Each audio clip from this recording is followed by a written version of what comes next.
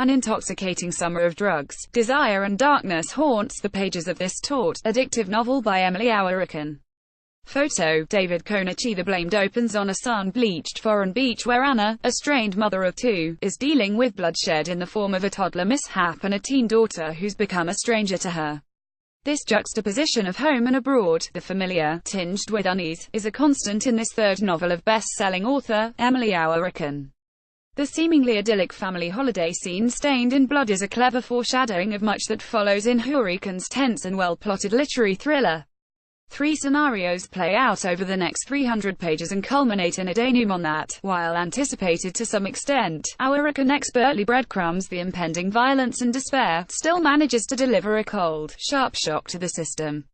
Now follows 40-year-old Anna through a familiar day-to-day of family, friends and client meetings, but look closer and the comfortable middle-class life is polluted with malevolent forces. Anna's barely contained simmering rage, her daughter Jessie's eating disorder, her lonely marriage to the detached Morris and the spectre of her dead childhood best friend, the other Jessie. Then takes us back to the heady summer Anna spent in Brussels, aged 25. The summer I came into my powers. Like a witch, writes Ouweriken, who conjures a world both enticing and suffocating. The circle Anna is adopted by are eccentric strays, hedonistic and spoiled. Their lives are largely nocturnal and drenched in booze and oppressive heat. The druggy nights, sense of isolation and obsessive love have echoes of a cult, Anna notes. Into this insular world comes the first Jessie, Anna's best friend, on a visit from Ireland, and the dread, palpable from the off, gathers pace, driving us towards a terrible conclusion. Jessie, the final thread of the story is that of young Jessie, Anna's daughter, conceived during the summer in Brussels and named for Anna's lost friend, apt given Jessie too is lost to her illness. Jessie appears possessed by her anorexia, the illness almost an entity separate from the anguished girl. It stole into her body like a foreign infection, cleaving Jessie away from her safe and mundane teenage days and ending the powerful bond that Jessie and Anna had formed after so many years of only having each other. The lineup of who can be considered at fault in this story, as the title The Blamed suggests, only expands as the story rushes forward. The conclusions one draws are simply that nothing can ever be erased, boxed off or buried. The past lies within us, festering until we are willing to confront it.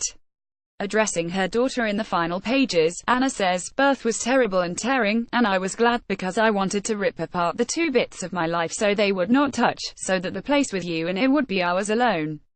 Of course, this past has crept back in. It penetrates the glossy life Anna has built in the form of a toxic hunger that starves and devours her daughter.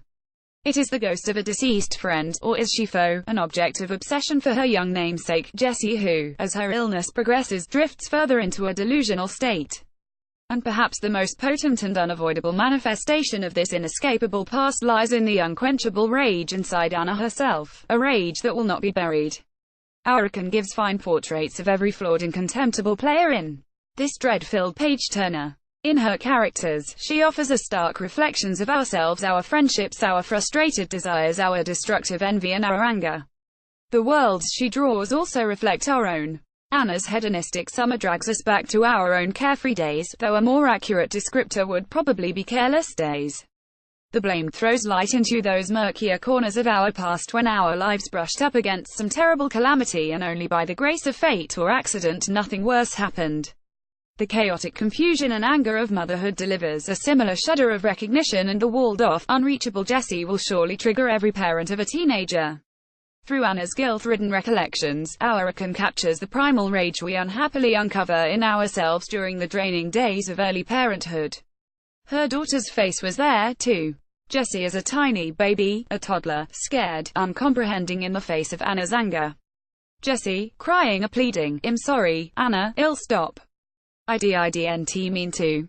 Jessie's fists, small and desperate, hammering on the bathroom door as she begged to be let in while Anna sat as tight as she could, silent, trying to breathe her way out of the state she was in. Ouweriken's writing is like the deft knife work of a skilled chef. Each line is precise, the meaning filleted out, meaty and raw.